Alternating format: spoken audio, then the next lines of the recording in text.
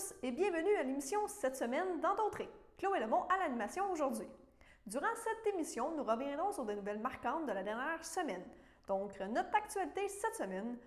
Plus tôt, cette semaine, François Legault, premier ministre du Québec, a fait son discours d'ouverture de la nouvelle session parlementaire. Dans le cadre des élections municipales, nous réalisons des entrevues avec les candidates à la mairie dans la MRC d'Autrey. La semaine dernière, c'était Lanoraie et Saint-Ignace-de-Loyola. Cette semaine, c'est au tour de Berthierville et de Sainte-Élisabeth. Plus tôt, cette semaine avait lieu une conférence de presse annonçant les récents changements de la ligne ressources provinciales pour les victimes d'agressions sexuelles. La municipalité de Saint-Cuthbert a inauguré les 2 chalets des loisirs lors d'une conférence de presse la fin de semaine dernière. Elle a également tenu à rendre hommage à 2 personnes, soit Mario Drainville et Richard Lauzon. Lors du cocktail du président de la Chambre de commerce et d'industrie Berthier d'Autrey, tenu le 14 octobre dernier, la nouvelle présidente Kathleen Généreux a présenté le conseil d'administration. Le regroupement Alliance Dignité a procédé à la remise de prix Denise Lachance-Trudel plus tôt cette semaine. Et Serge Lemieux, président du comité provisoire de la coopérative de santé de Lanoraie, donne de l'information concernant le projet de clinique médicale. Donc, bonne émission à vous. On a perdu des milliers de personnes, mais on a jusqu'ici surmonté toutes les épreuves, les unes après les autres, avec de l'audace, avec de la persévérance, avec du courage. On a réussi à garder nos enfants à l'école plus longtemps que presque partout en Amérique du Nord.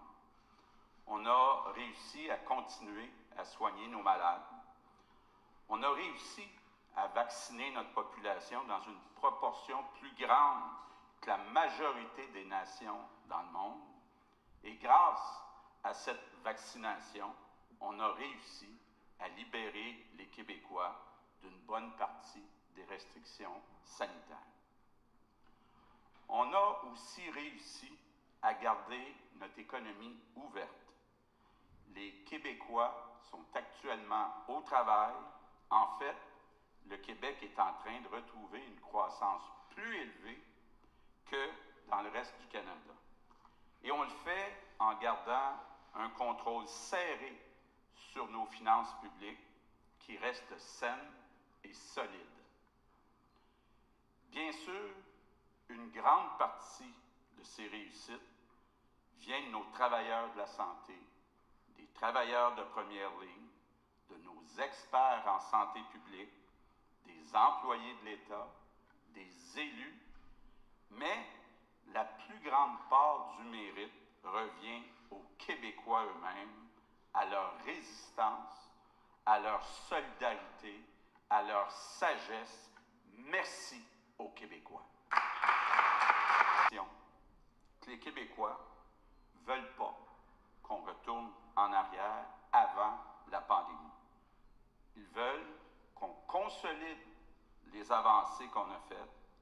Ils veulent qu'on répare ce qui est brisé, qu'on rénove ce qui est usé et surtout, qu'on saisisse les opportunités exceptionnelles qui se présentent devant nous.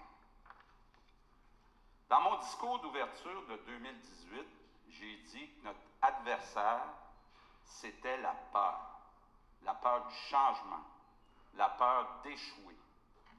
Après tout ce qu'on a réussi à faire, je pense que la peur est en bonne partie disparue. Mais le danger qui nous guette maintenant, c'est la tentation de l'immobilisme, de la résignation, de l'inaction. Je suis convaincu que si on écarte cette tentation pour se mettre en action, rien ne peut arrêter le Québec. Pour paraphraser le président Kennedy, au lieu de nous demander ce que le Québec peut faire pour nous autres, demandons-nous ce qu'on peut faire pour le Québec. Et je suis convaincu qu'en additionnant la bonne volonté de 8 600 000 Québécois, on peut en faire beaucoup.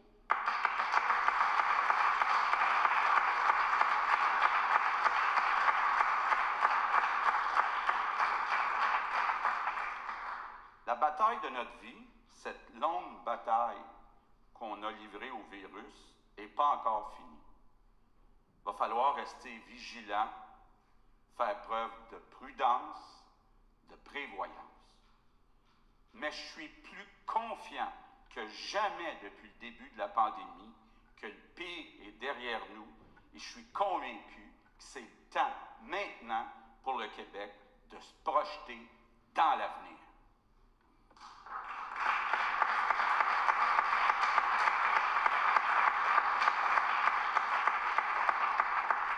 Mais avant de se projeter dans l'avenir, je vais être clair sur un point qui est très important pour moi. Les engagements qu'on a pris en 2018, on va les tenir. On a déjà réduit de façon très importante les taxes scolaires. On a augmenté l'allocation famille. On a remis un tarif unique pour les services de garde subventionnés. On a augmenté le crédit d'impôt pour le maintien à domicile. On a augmenté le crédit pour les personnes aidantes. On a réduit les tarifs de stationnement pour les établissements de santé. En fait, on a remis 2,3 milliards par année dans les poches des Québécois.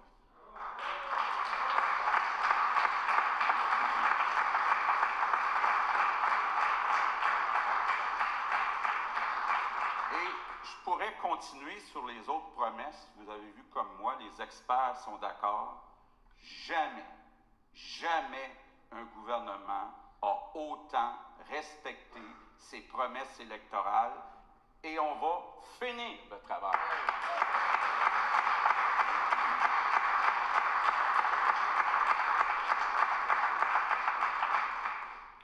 Depuis le début de la pandémie, le gouvernement est obligé d'avoir recours à l'urgence sanitaire pour mettre en place des consignes exceptionnelles, des consignes temporaires pour protéger la population.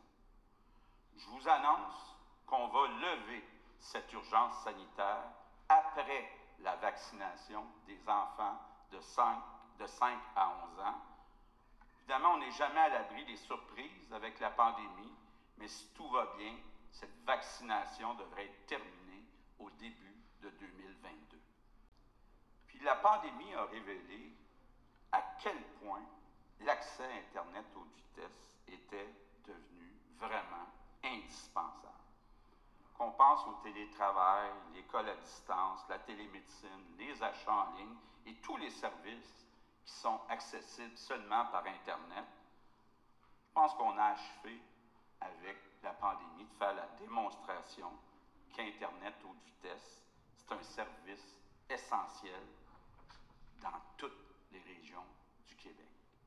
Et quand on s'est engagé en 2018 à rendre Internet haute vitesse accessible à tous les Québécois d'ici la fin de notre premier mandat, il y avait beaucoup de sceptiques dans la salle, parce que d'autres gouvernements l'avaient promis avant nous autres, sans succès.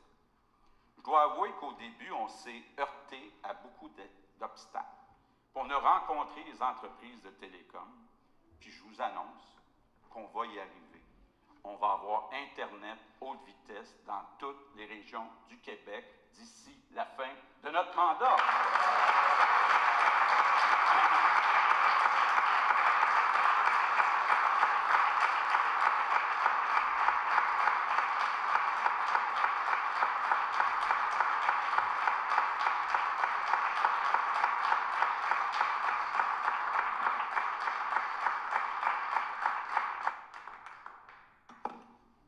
Depuis 1 an et demi, nos enfants, nos adolescents, nos jeunes adultes ont fait beaucoup de sacrifices.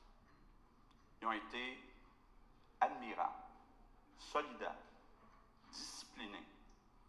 Ils ont montré des facultés d'adaptation incroyables. Ils ont fait des sacrifices pour protéger nos aînés. Notre belle nation a de beaux gens. Et je pense que collectivement, on leur en doit toute une. Puis dans les prochaines années, je souhaite que tout le Québec retourne l'ascenseur à nos gens.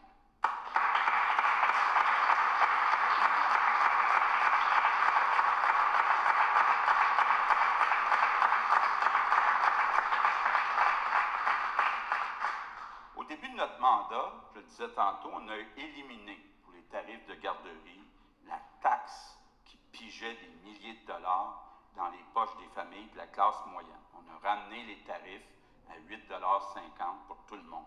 On a aussi versé des milliers de dollars aux parents via l'allocation famille.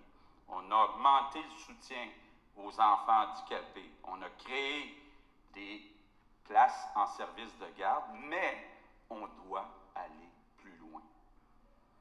Le gouvernement doit et va accélérer la cadence. Au cours des prochains jours, on va lancer une vaste offensive pour créer rapidement les 37 000 places qui manquent en service de garde. Tous les parents qui le souhaitent vont pouvoir enfin avoir accès à une place en service de garde au Québec.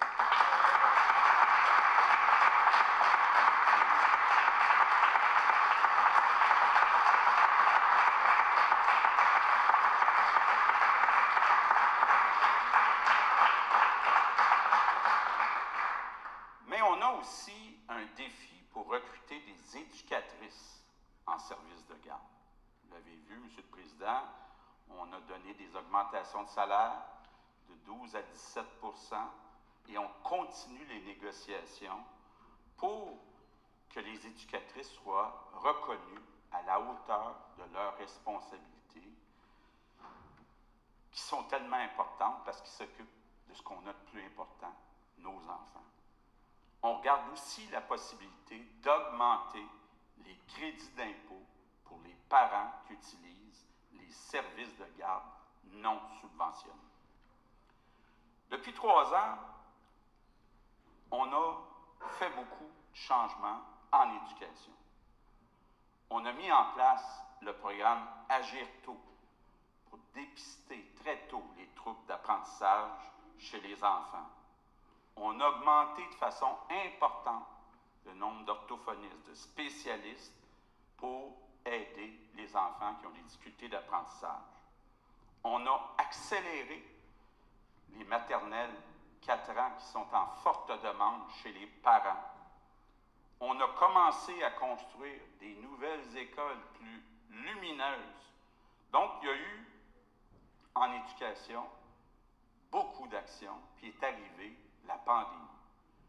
Je ne me souviens pas de mémoire d'homme d'avoir vu le réseau de l'éducation aussi secoué.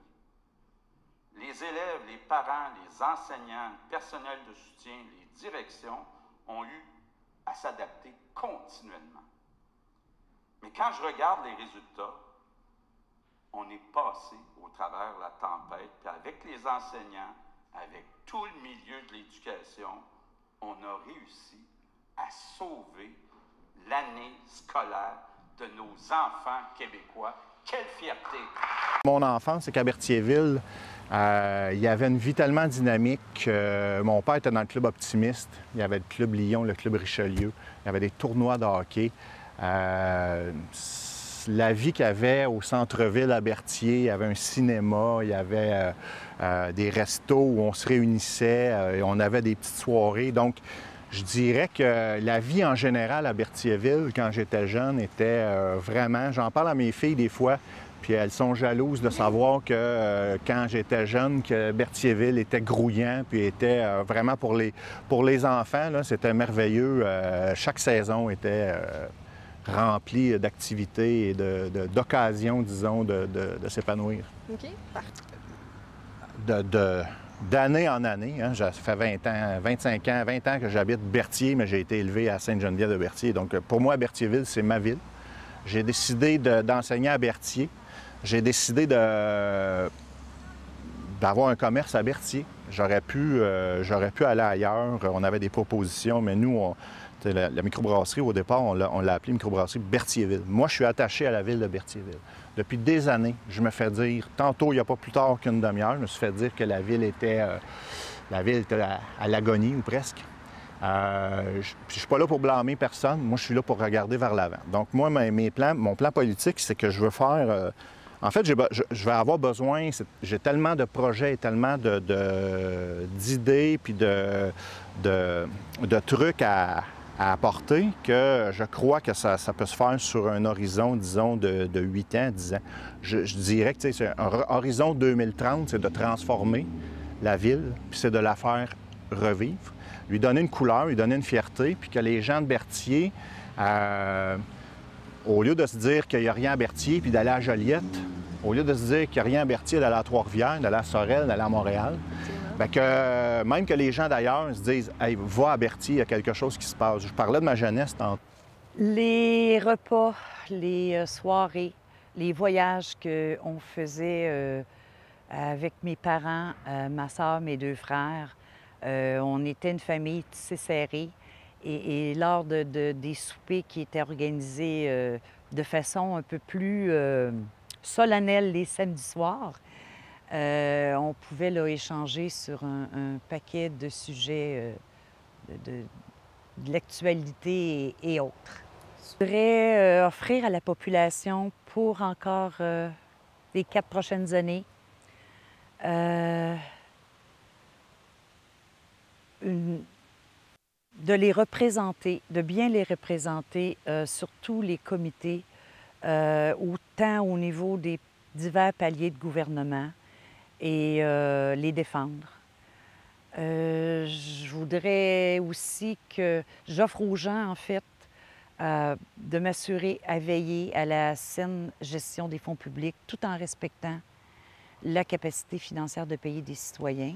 D'ailleurs, j'invite les gens à aller consulter leur compte de taxes où, depuis 2013, toute la tarification des services a baissé.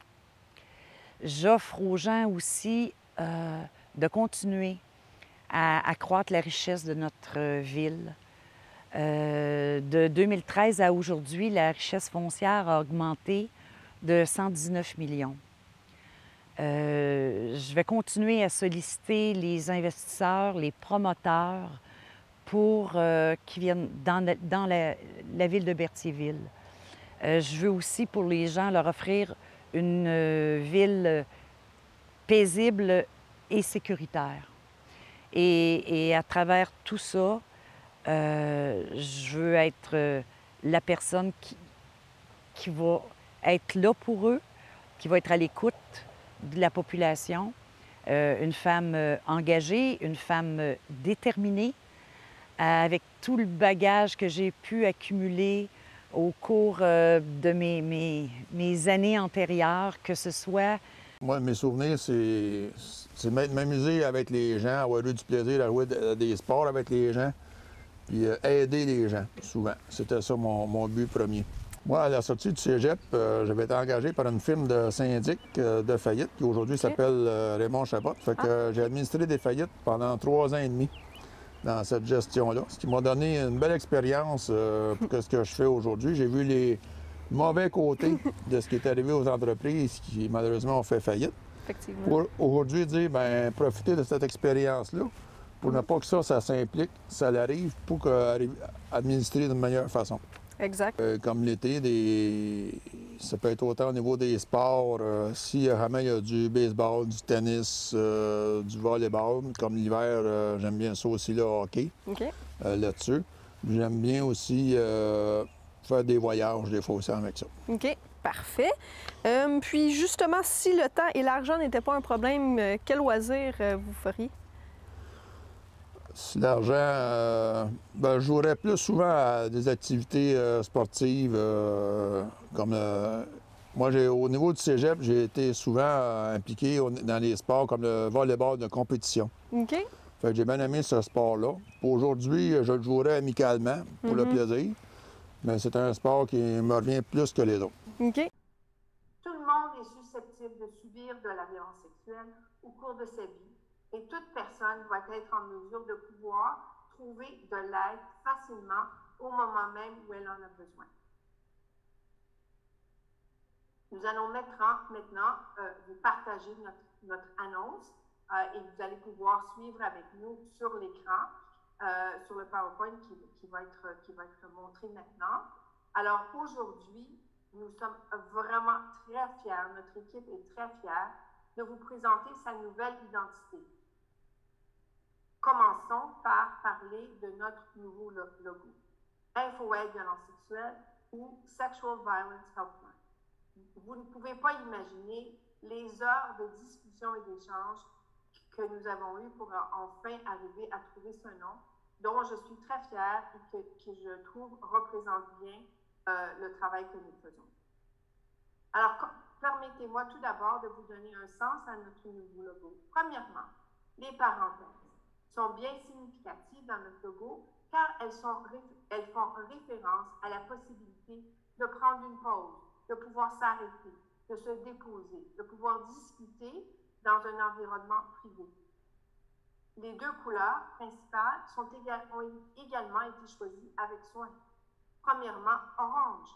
Cette couleur fait référence à la communication, à l'ouverture et à la chaleur. L'indigo, cette couleur dégage l'expertise et la solidité. Elle se veut rassurante, sereine et calme. Pourquoi ce nouveau nom? InfoAid Violence sexuelle, Sexual Violence Helpline. Car nous répondons non seulement aux besoins des victimes d'agressions sexuelles, qui était notre nom d'origine, mais aussi à l'exploitation sexuelle, aux appels de harcèlement sexuel et de cyberviolence. Ensuite, notre énoncé de positionnement. Et pourquoi choisir la source des ressources? Alors, rapidement, un énoncé de positionnement est la promesse que nous faisons à notre clientèle. Alors, il faut faire savoir à toutes les Québécoises et Québécois qu'InfoAid Violence sexuelle est la référence, le premier endroit à rejoindre, la source des ressources. Regardons maintenant l'identité visuelle, qui se veut l'habit dans lequel vit InfoAid Violence sexuelle pour faire rayonner son identité complète avec des couleurs et des textures complémentaires inspirant l'accueil, l'expertise et le soulagement qui sont les piliers de notre marque. Notre nouvelle image de marque est appuyée par des outils de communication variés et accessibles partout au Québec. On a créé un nouveau site web qui est bilingue, on a créé des médias sociaux, une page Facebook qui sera dédiée à InfoAid Violence sexuelle, un compte Instagram et maintenant aussi un nouveau signet. Il y a eu dans les derniers jours un envoi massif du signet aux organismes partenaires et ceux qui se retrouvent dans notre répertoire de ressources. Les portes d'accès doivent être multiples et rapidement accessibles et agiles. L'ensemble de ces choix ont l'objectif de rejoindre toutes les générations. Un petit retour en arrière. En 2009, le ministre de la Justice du Québec de l'époque a mandaté le CEVASM pour mettre en place et gérer cette ligne d'aide provinciale. Le CEVASM avait déjà 26 ans d'expérience en ligne d'aide en agression sexuelle par la ligne d'urgence pour servir la région de Montréal. Le CEVASM se fait un point d'honneur de respecter les recommandations du rapport Rebâtir la confiance, dont le tribunal spécialisé ou les consultations juridiques pour en mentionner que quelques-unes des recommandations. Ayant participé au comité d'experts sur l'accompagnement des victimes, je m'y engage également personnellement. Le rapport Rebâtir la confiance nous présente comme le point d'accès de toutes les ressources et recommande de bonifier et de promouvoir notre ligne ressources. Notre ligne ressources a la capacité de canaliser la diversité des ressources existantes au Québec, facilitant l'accès à l'aide adaptée le plus rapidement possible. Ainsi, la personne victime n'a pas à répéter son histoire à chaque démarche pour obtenir une ressource. Tout le monde a à y gagner à ce que notre ligne soit la référence en matière de violence sexuelle, à l'instar du 911 ou de la ligne InfoSanté. Nombreuses personnes du Québec voient également l'importance d'aider les victimes d'exploitation sexuelle et nous avons bonifié notre expertise pour les accompagner par un mandat du secrétariat à la condition féminine visant à vérifier toutes les ressources du Québec, mettre à jour le répertoire ainsi que les compétences pour répondre aux besoins variés des victimes d'exploitation sexuelle. Il y a une énorme valeur à collaborer. Chaque organisme apporte ses particularités et l'expertise de groupe en est que bonifiée. À force de développer nos partenariats, on développe de l'expertise qu'on est en mesure de partager, toujours dans l'objectif de répondre aux besoins des victimes. C'est de cette façon que nous fonctionnons au CEVASM. On se pose toujours la question suivante. La victime a besoin de quoi? Comment pouvons-nous l'aider ou lui apporter un soutien? Et les réponses à ces questions vont souvent orienter nos prises de décision. C'est dans cette capacité d'expert à répondre aux besoins des victimes de violences sexuelles que nous sommes d'ailleurs conjointement impliqués dans le nouveau programme de soutien financier LAFU. Annoncé le 15 octobre dernier par le ministre de la Justice, l'AFU permettra aux victimes de justice, violences sexuelles ou conjugales dont la sécurité ou celle de ses enfants est compromise de quitter rapidement un milieu dangereux et d'avoir accès à du transport, de l'hébergement, des frais de subsistance de base, nourriture, vêtements, médicaments ou d'être conduite à un centre désigné offrant l'intervention médico-sociale. Tous les avantages et les bénéfices liés à la collaboration et à la pluralité des expertises démontrent sans équivoque que la convergence vers la ligne ressources provinciales, Info-Aide violences sexuelles, comme premier répondant est la meilleure façon d'aider les personnes en recherche d'aide et d'écoute. Ce sont eux la priorité. Merci beaucoup pour votre écoute.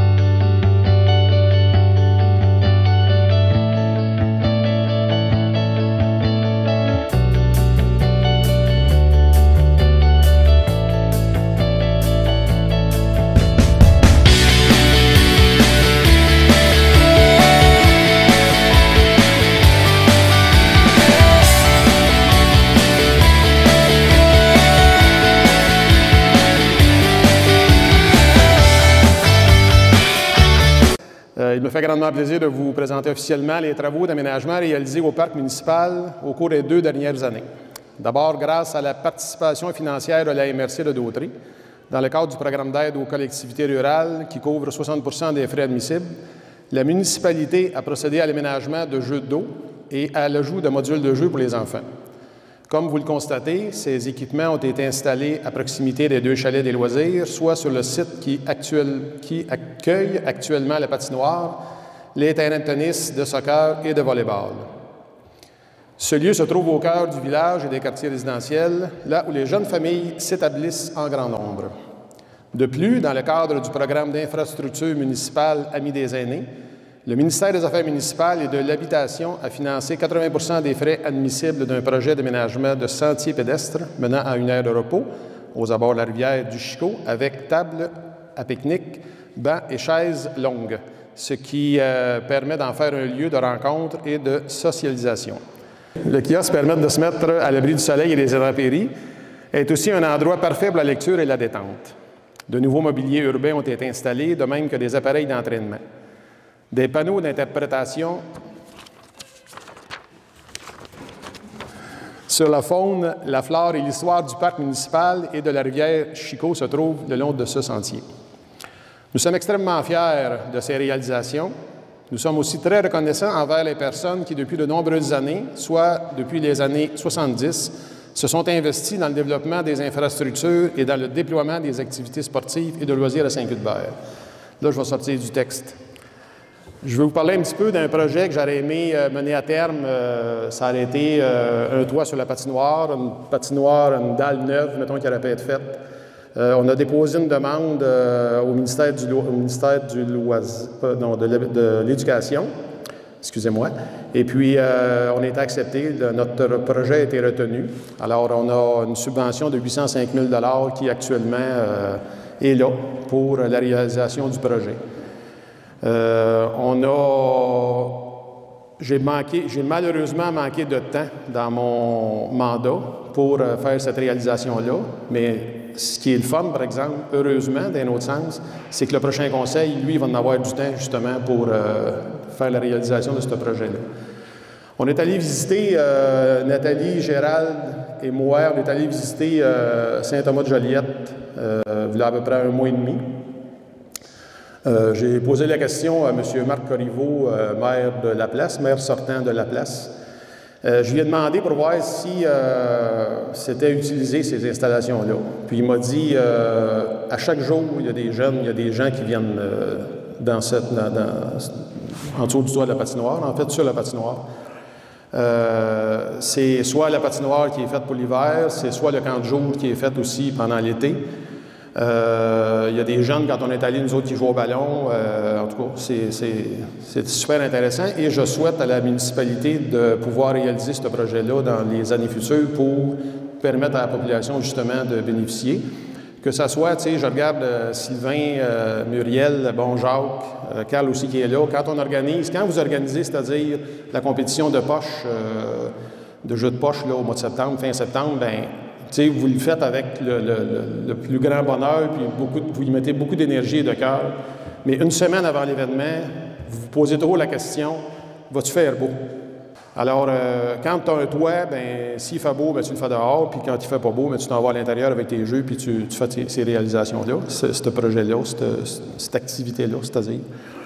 Aujourd'hui, à notre façon, nous voulons rendre hommage plus spécialement à 2 personnes qui ont grandement contribué à l'essor du sport et du loisir chez nous.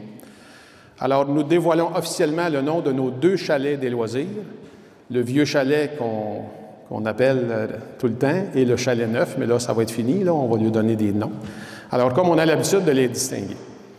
Dorénavant, ils porteront fièrement le nom de 2 personnes fort actives, dévouées et appréciées dans le milieu, et ce, depuis longtemps. Conseiller municipal de 1985 à 1996, énormément impliqué pendant plusieurs années dans le sport et le loisir à Saint-Cuthbert, grand sportif lui-même, redoutable joueur de balle et de hockey, c'est avec un grand plaisir qu'aujourd'hui, le conseil municipal nomme officiellement le vieux chalet, le chalet Mario Drainville. Bravo, Mario. Un beau laminé pour toi.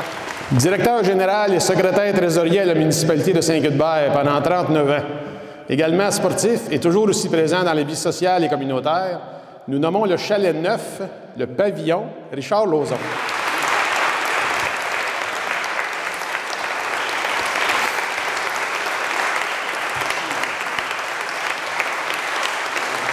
Mais là, le lettrage va être installé dans les prochaines semaines sur les 2 chalets.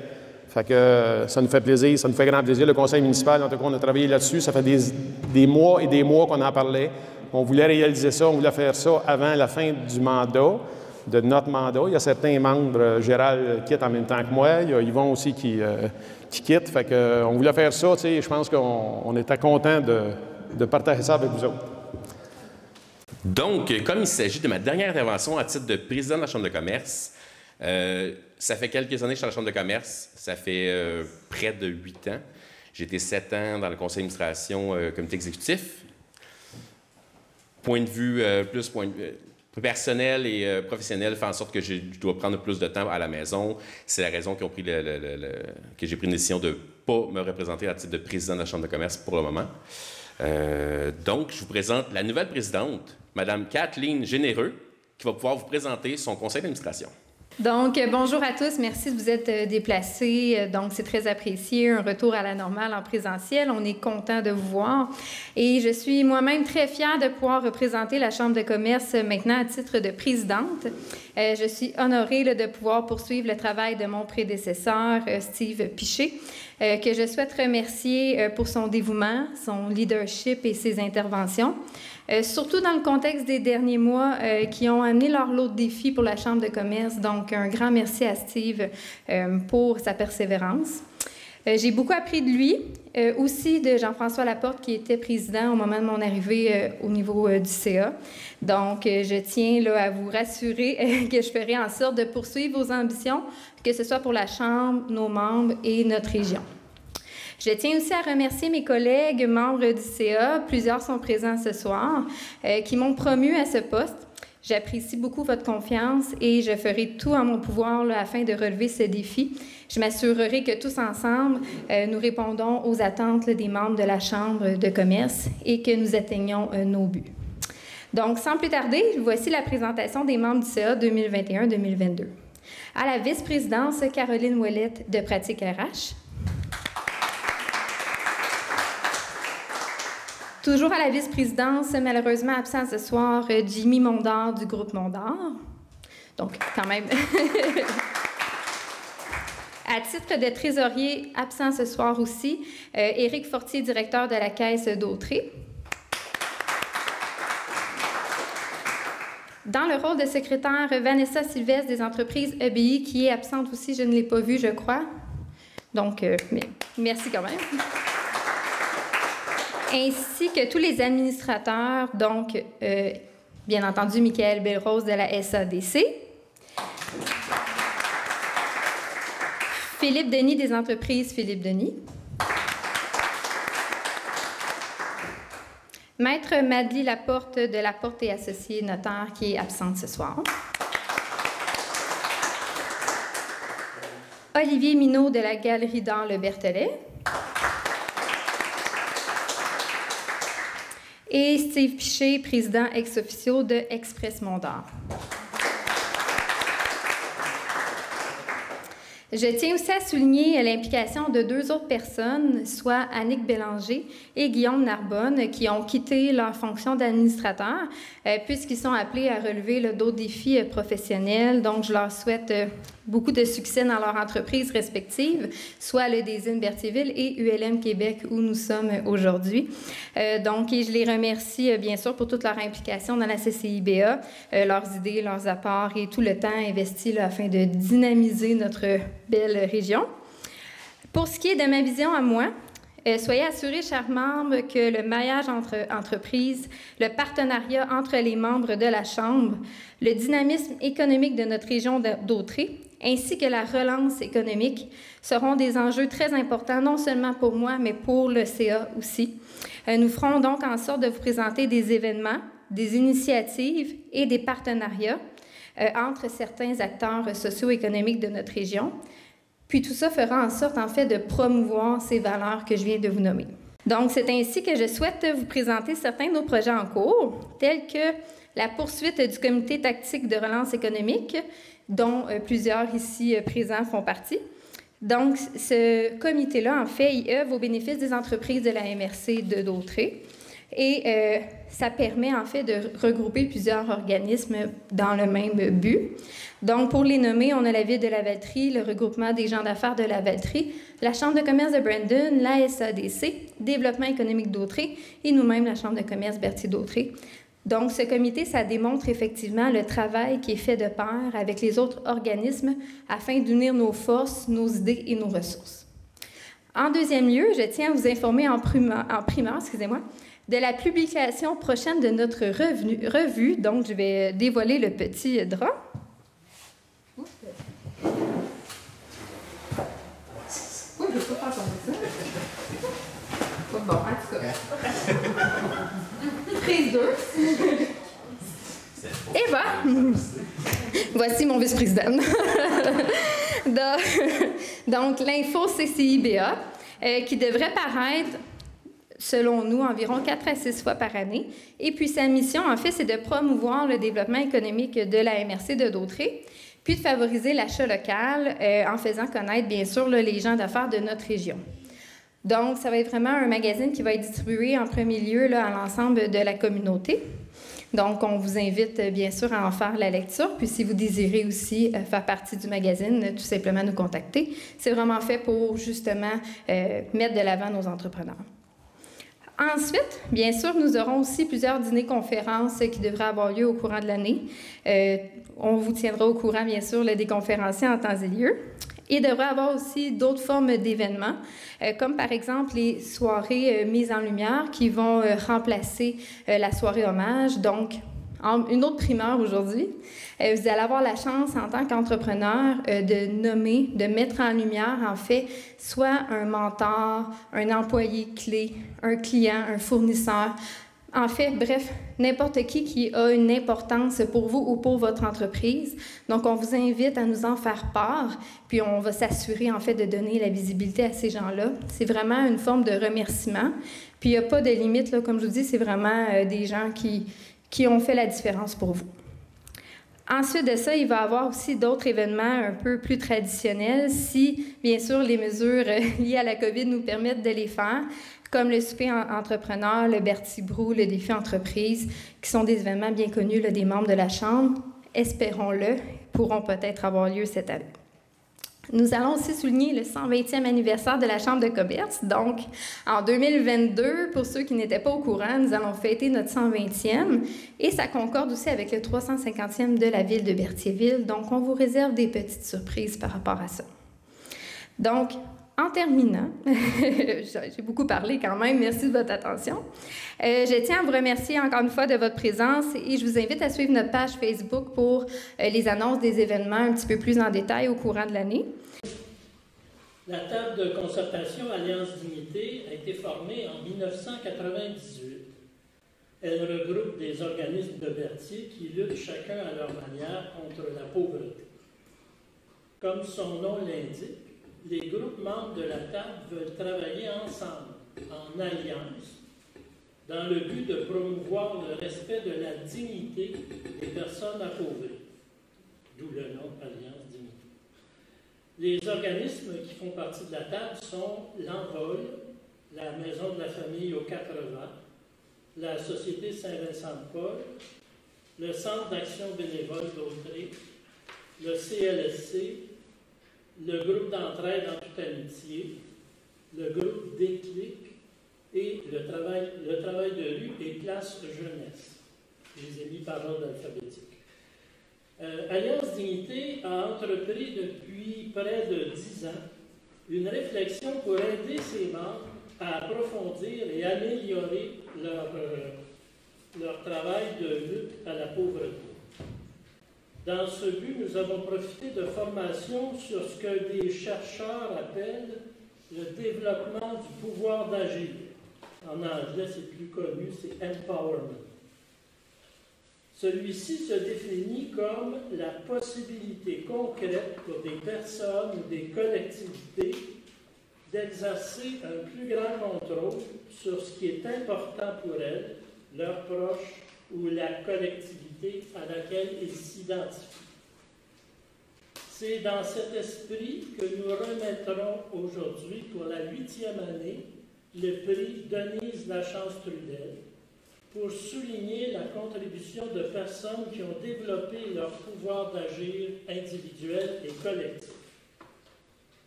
Pourquoi Denise Lachance-Trudel? C'est en souvenir d'une personne très impliquée dans son milieu, qui a su faire face à des situations difficiles en développant sa capacité d'agir. Aidante naturelle, elle s'est jointe au réseau des aidants naturels d'Autrey et y a apporté une contribution importante. Faisant face à des conditions de logement qui ne lui convenaient pas, elle est devenue partie prenante du projet de créer les résidences communautaires Sacré-Cœur pour offrir des logements avec service aux personnes de 55 ans et plus. Un modèle à imiter, malheureusement disparu trop vite. Son exemple nous inspire dans nos efforts pour accompagner les personnes dans le développement de leur pouvoir d'agir. Bonjour à tous, j'espère que vous allez bien. Je vais commencer avec un peu de portugais. Soyez indulgents. Hein? C'est pas facile. Antonio, c'est pour toi que je fais ça. Voilà. Je vais aller une petite feuille, parce que ça va m'aider. Oi, tudo bem? Meu nome é Daniel Gladu.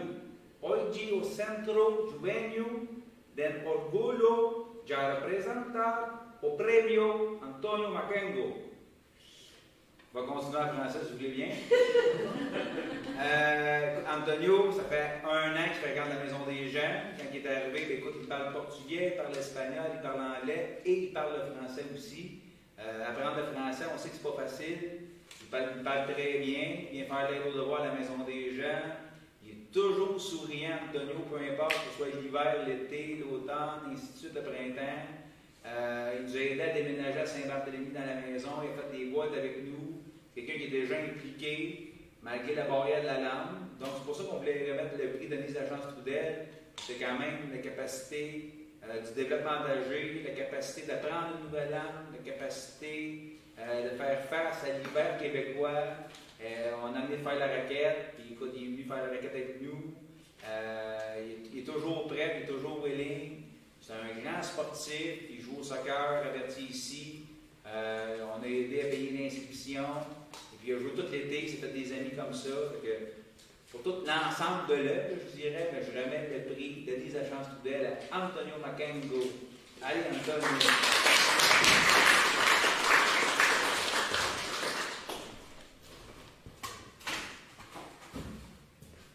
Est-ce que tu veux dire quelque chose? Vas-y, vas-y. Oh. Bien. Bonjour à tout le monde. Je m'appelle Antonio, je suis angolais, je viens d'Afrique. Et je remercie à vous tous, la Maison des Jeunes, pour m'aider toujours, pour être gentil avec moi. Et je suis très heureux pour vous connaître. Donc, bonjour à tous. Donc, je viens remettre le prix aujourd'hui pour le groupe d'entraide en toute amitié. Cette année, c'est Céline Boisvert qui va se mériter ce prix-là. C'est avec un grand plaisir que nous attribuons ce prix à Céline Boisvert pour le développement de son pouvoir d'agir. Céline est une personne généreuse qui est toujours prête à aider les autres. Avec le temps, elle a pris de plus en plus de responsabilités comme bénévole. Elle a débuté à l'accueil pour nos membres. Maintenant, elle s'occupe également de la clinique d'impôt, des paniers de Noël, du tri de jeu, de l'activité de tricot comme bénévole responsable. Céline fait également partie de notre conseil d'administration et a pris le rôle de secrétaire récemment. Donc, bravo Céline de la part du groupe d'entraide en toute amitié et du conseil d'administration et de l'équipe de travail.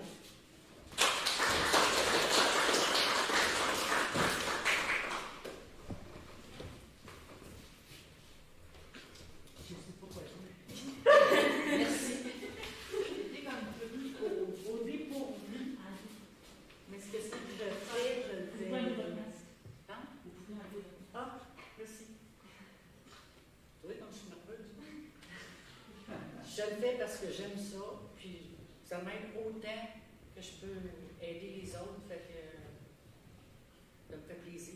Je suis bien content d'être au centre. Merci Yvon, merci. Bonjour à tous, il me fait plaisir aujourd'hui de remettre le prix à une personne qui, à mon sens, c'est une personne introvertie. Mais une personne vraiment à qui on gagne à être connu, on gagne à découvrir. Moi, Jean-Marc Morissette, à qui je vais remettre le prix ce midi, voulait travailler. Mais j'étais un peu réticent dans le sens qu'avec la pandémie, on n'accueillait pas beaucoup de nouvelles personnes. Mais Jean-Marc a été quelqu'un d'extrêmement persévérant. Jean-Marc ne m'a pas lâché. Il voulait travailler et ça paraissait qu'il voulait travailler. Il ne m'a tellement pas lâché qu'après mes vacances, il est revenu. Avant de partir en vacances, j'ai dit Jean-Marc que je vais te rappeler à mon retour. Et finalement, Jean-Marc avait fait le programme Déclic Action, avait fait un stage, puis on était je vous dirais, là, sur les freins parce qu'on voulait moins de personnes possibles. Mais Jean-Marc, j'ai appris à le découvrir, il gagne à être connu. C'est quelqu'un qui fait partie de notre équipe et qui est très, très minutieux, qui est soucieux du travail bien fait et sa persévérance va vraiment lui apporter beaucoup dans la vie. Donc, quand j'ai pensé au développement du pouvoir d'agir, je pense qu'il a agi vraiment, Jean-Marc, pour vouloir se réintégrer à l'emploi et il a toujours persévéré. Donc, Jean-Marc, pour ces raisons-là, surtout pour ta grande persévérance, pour ton souci de travail bien fait, pour ton intégration aussi dans l'équipe de travail, tu t'intègres, tu y vas à ton rythme, mais tu y vas vraiment de façon graduelle. Je te remets, tu mérites vraiment le prix de développement du pouvoir d'agir. Je vais inviter M. Alain Rivet, qui est responsable du service de l'entretien, avec qui c'est le superviseur immédiat de Jean-Marc, à remettre le prix à Jean-Marc. Je voudrais dire que je remercie M. Labière de m'avoir donné une chance de me montrer comment je pouvais travailler. Et Alain, qui est mon entraîneur, je remercie tout le monde de l'organisme de la CABA, parce que c'est le monde courtoisie qui est facile à travailler. Merci. Médical dans l'ancien presbytère, le pavillon Clément Loranger. Je m'adresse à vous à titre de candidat au poste de maire, mais aussi à titre de président du comité provisoire de la coopérative de santé de Lanoraie. Laquelle coopérative on est en train justement de constituer légalement. Donc, la plus importante nouvelle que je veux vous annoncer, c'est qu'on a le privilège de pouvoir travailler avec deux médecins qui se sont joints à nous pour justement réaliser notre projet. D'abord, il s'agit du docteur Gilles Bourgeois, bien connu des citoyens de Lanoraie. M. Bourgeois a exercé longtemps sa pratique de médecine à Lanoraie, aussi à la Valtrie. Il s'est impliqué également beaucoup dans plusieurs dossiers nationaux et régionaux. Il est d'une excellente réputation au sein du ministère de la Santé et au sein de la population.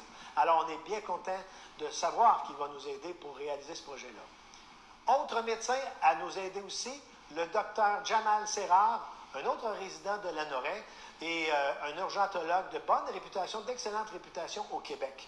Alors, M. Serrar a accepté également de se joindre à nous, à notre comité, pour réaliser notre projet de clinique médicale. Donc, tout le volet médecin, tout le volet des soins avec infirmières est déjà entre bonnes mains. Notre planification va bien. On avance à grands pas et je suis très confiant qu'on va avoir d'excellentes nouvelles pour vous prochainement. Aussi, au niveau du financement, bonne nouvelle, le projet va très bien. Toute notre stratégie au niveau du financement est bien ficelée, est attachée. Alors donc, avec le conseil municipal, après le 7 novembre, ce que nous avons l'intention de faire, c'est dans le fond de faire un règlement d'emprunt pour pouvoir financer les rénovations à l'intérieur du bâtiment pour en faire une clinique moderne. Et tout est planifié dans notre stratégie et il n'y a aucun obstacle devant nous pour pouvoir attacher et réaliser le financement nécessaire. Donc, le projet va très bien au niveau du financement également. Ensuite, nous sommes en contact avec M. François Allaire, directeur général de la Fédération québécoise des coopératives de santé. Et M. Allaire nous donne un sérieux coup de pouce, autant dans l'organisation légale de notre structure de coopérative que dans les actions que nous allons entreprendre au cours des prochaines semaines, des prochains mois, pour vraiment passer à l'action et concrétiser notre projet. Aussi, on est également en contact avec M. Evan Murray, directeur régional de la coopérative de développement régional du Québec. M. Murray nous aide non seulement à structurer notre coopérative, mais également aussi à trouver du financement pour les opérations courantes. Et encore une fois, aux yeux de M. Murray, et également d'ailleurs aux yeux de M. Allaire, de la Fédération québécoise des coopératives de santé du Québec, nous sommes actuellement le projet le plus sérieux et le plus solide au Québec pour mettre sur pied une coopérative de santé et une clinique. Tout ça pour vous dire que le projet est sur les rails et que ça va vraiment très bien. Alors pour nous, de l'équipe La Voix des Lanorois, c'est évidemment une priorité. Au lendemain du 7 novembre, vous pourrez compter sur nous pour se mettre à l'ouvrage et pour commencer, dès le 8 novembre, à réaliser le projet de clinique médicale à Lanoraie. N'hésitez pas à me poser des questions ici en privé ou bien à m'écrire à l'adresse courriel que vous voyez à l'écran. Merci et à la prochaine. Merci, on se retrouve la semaine prochaine pour une autre émission de cette semaine dans d'autres pour de nouveaux reportages.